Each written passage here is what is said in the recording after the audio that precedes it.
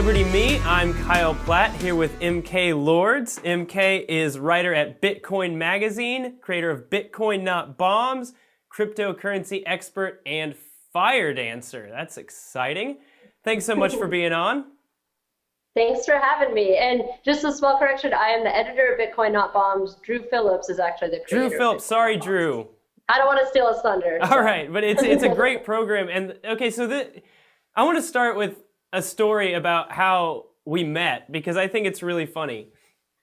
So like, debate is everywhere in the libertarian community these days. Everybody loves infighting. Everybody loves to have their feuds.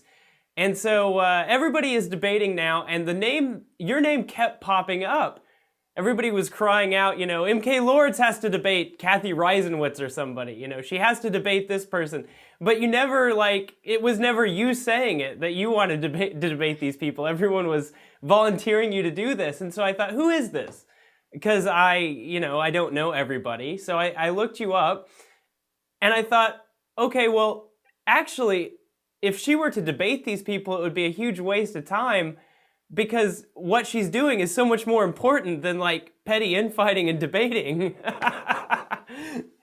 So Bitcoin Not Bombs and Bitcoin Magazine, but specifically Bitcoin Not Bombs, is super interesting to me, because instead of all this infighting, what you're doing is you've figured out a way, or you and the people you're working with at Bitcoin Not Bombs figured out a way to use cryptocurrency and use this kind of, non-state-based libertarian currency to help people, for altruistic means. Can you talk a little bit about that? Yes, so libertarians have a lot of really excellent philosophy, and they spend a lot of time writing about it and debating each other. And as far as the infighting thing goes, I find it interesting to see the different perspectives people have on things. I think it's great to dialogue over it. But what it comes down to for me is action. I'm an agorist, so I'm very much into action-based activism. So with Bitcoin, it kind of makes the philosophy of a lot of libertarian and anarchist principles able to be applied in a real world sense that can actually help people. So at Bitcoin Not Bombs, we do this annual project called Hoodie the Homeless, where we take Bitcoin donations and we feed and clothe homeless people as winter is kind of starting. I also work with Seans Outpost. They're a much bigger homeless outreach group. They're feeding people every single day in Pensacola, Florida, where I'm from, through only Bitcoin donations. And they also take Dogecoin and a few other cryptocurrencies too. So that's what I'm really interested in, is Bitcoin kind of bridges this gap between philosophy and direct action activism. And it allows real world solutions that you can see in real time too. We don't have to hypothesize, that Bitcoin can be used for these things. It is a solution right now. Sure, definitely. So can we waste a little bit of time on philosophy then, and the kind of Absolutely. infighting? We'll get back to the actual action, because agorism is the answer. I agree with you completely. Building alternative institutions to replace the state, I think, is just wonderful stuff. And instead of just, paying lip service to anarchism, it's actually applying it, which is beautiful. But, once again, everybody brings up your name in these debates. And I wanted to know, what is your take on this whole thin libertarianism, thick libertarianism, feminism kind of hubbub that's going on right now? So it's interesting. I haven't been able to keep up with all of it because I am in the middle of organizing the Bitcoin in the Beltway conference in DC. But it is interesting. So I come from the left. I think my background as a socialist feminist is really useful in this area, because I've seen the other side of the argument on that kind of extreme left spectrum. And I think it's really interesting to see the directions people are kind of taking things. So as far as thin and thick libertarianism, I don't know that I've found an article that really correctly defines either side. I really get the sense that it's a misunderstanding over a very small semantic issue. I don't really identify as a thin or thick libertarian. I have a blog that I jokingly call Extremely in Between, because on a lot of these topics, I tend to take kind of a middle ground. approach. I don't identify as a feminist anymore, for example, but I do think you could be feminist and libertarian. I don't know that I don't like to do activism with a lot of feminists, because 90% of feminists, or maybe even more than that, tend to want to use the state to solve problems. And even though there are some very interesting anarcho-feminists and individualist feminists, it's very much the minority. So you're kind of fighting this uphill battle within the greater feminist spectrum. So I don't really find it to be a useful term. I find it to be pretty divisive. But I really enjoy the readings of like Wendy McElroy and a few other libertarian feminists. I think they make excellent points. And I do find it to be, very, there's a lot of layers to the philosophy, but I think you're kind of fighting an uphill battle with a lot of that. And then as far as infighting in general, I find it to be generally useful, but at the same time, I kind of have to laugh at it, because these are people who are claiming that they don't need leaders and they don't need rulers, and then they're going to these kind of like more vocally libertarians, kind of fighting their battles for them or fighting alongside with them, and kind of looking up to these people as if they're almost idols. And as an anarchist, that kind of creeps me out. And it also, I think, distracts a bit from the actual problems. Like, there are people dying in other countries. I don't care that Kathy Reisenwitz doesn't want to debate Chris Cantwell. Honestly, like, I mean, I definitely understand her reasons why, but I mean, there are kind of bigger fish to fry. And I really wish it would be nice to see libertarians focus as much energy on those things as they do on, arguing for hundreds and hundreds long common threads. That's kind of my take on that. Amen. Oh my goodness. That's beautiful to hear, though. I mean, it really is such a waste of time. And I thought it was interesting too that it seems like a lot of people want to define in and out, like, what is libertarianism, what is not libertarianism. But you seem to have a really like broad and open idea of like what libertarianism can be.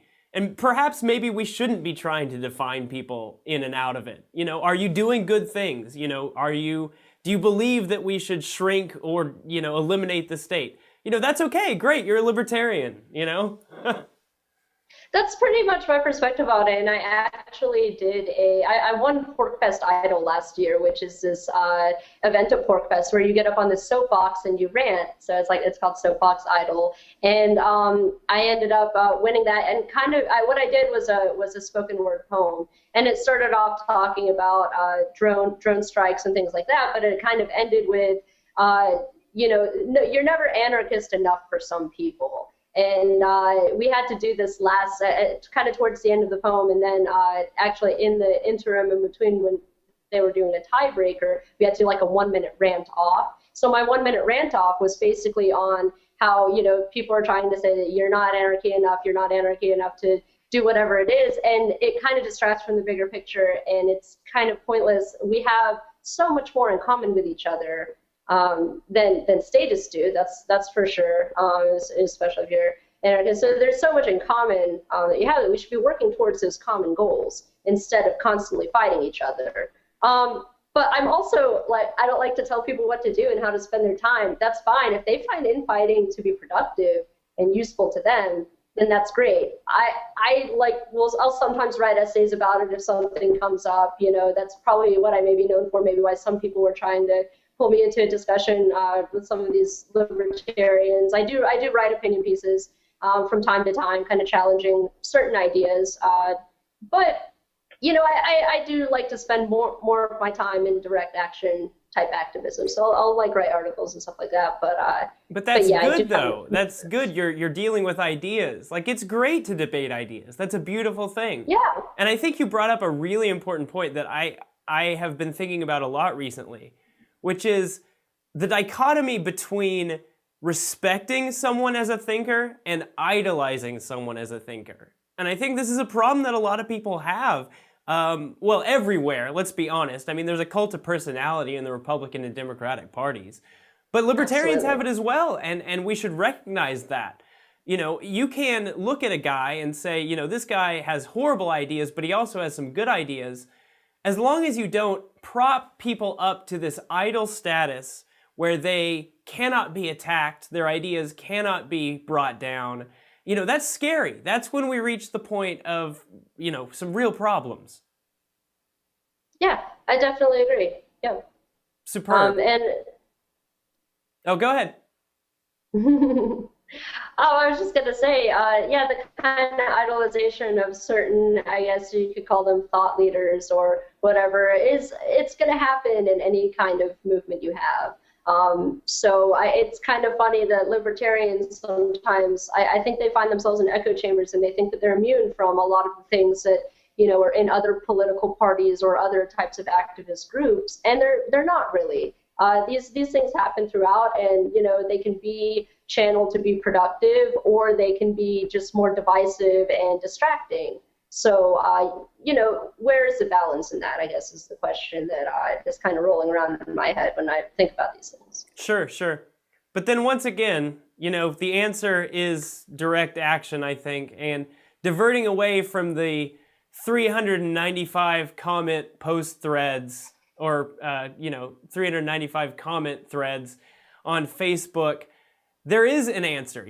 There are things that individuals can do to actually help things, to help their fellow individuals in the world, and also build up alternate institutions to the state that may help bring about the destruction of that apparatus. So Bitcoin is the tool that you use. I'm sure you have a lot of other tools as well, but what would you say is the best answer for someone who's asking, okay, I'm tired of all this infighting and philosophy. I want to do something. Well, I think you're seeing in the Bitcoin sphere some of the most subversive activism, even greater than in the larger libertarian sphere. We're not pandering to politicians. There are some people who are kind of pro-regulation, but there are a lot of hardcore crypto anarchists and a lot of people who are using this technology to directly help people and dismantle certain institutions. So Bitcoin to me is something that I approach from a very skeptical standpoint.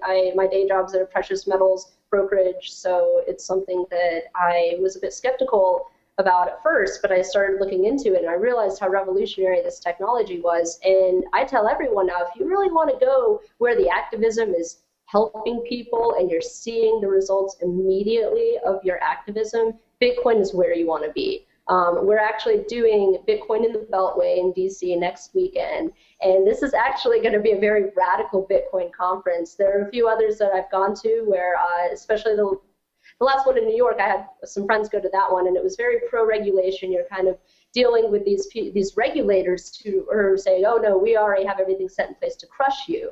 And even in Miami, at the Miami Bitcoin conference, you saw a lot of that kind of attitude, like, oh, you silly anarchists, you're not going to escape our clutches. But we're going straight into DC with some of the most radical people in Bitcoin right now. We're going to have Angela Keaton from antiwar.com speaking, Davi Barker from Bitcoin Not Bombs, Jason King, Sean's Outpost, Cody Wilson is going to be the keynote on Sunday, Kyle Drake from CoinPunk, he's actually coming up with these open source ATMs that he's trying to get on the streets and get out to people basically before the regulators can get to them, similar to what Cody Wilson did with the 3D printed gun. So it's going to be a really exciting conference, and it's not going to be one of these kind of stuffy things that you're going into and having to listen to these people saying, oh, we're going to, come down on you and, regulate you. And I had a woman, what was her name?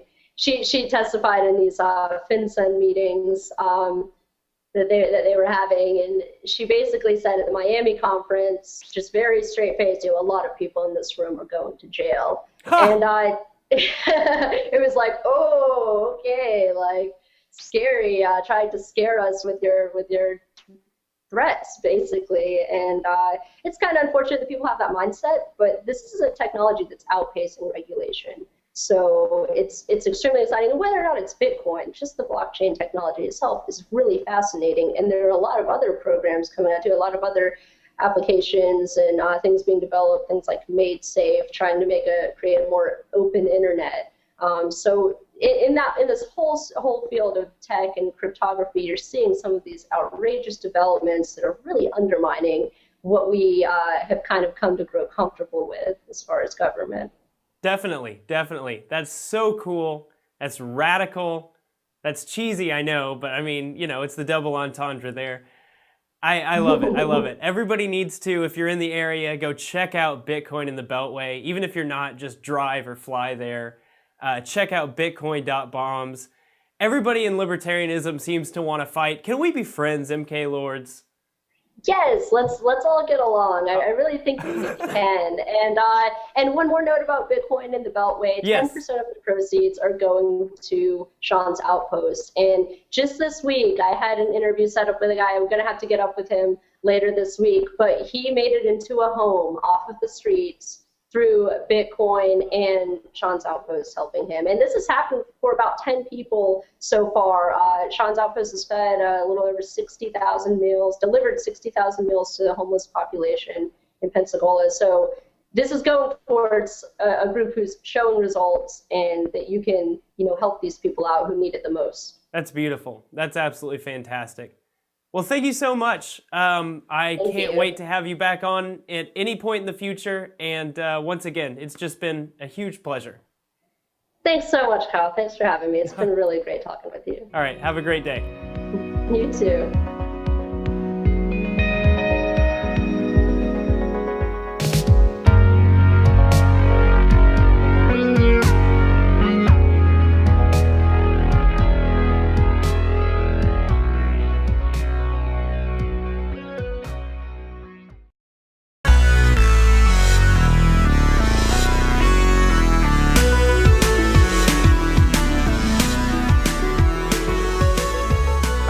Liberty Me, I'm Kyle Platt here with MK Lords. MK is writer at Bitcoin Magazine, creator of Bitcoin Not Bombs, cryptocurrency expert, and fire dancer. That's exciting. And Bitcoin Magazine, but specifically Bitcoin Not Bombs, is super interesting to me because instead of all this infighting, what you're doing is you've figured out a way, or you and the people you're working with at Bitcoin Not Bombs, figured out a way to use cryptocurrency and use this kind of, non-state-based libertarian currency to help people, to, bring you to do this. And so I thought, who is this?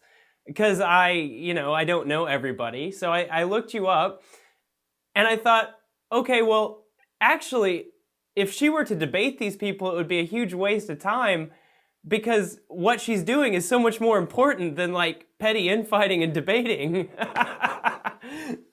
So Bitcoin Not Bombs community these days, everybody loves infighting, everybody loves to have their feuds.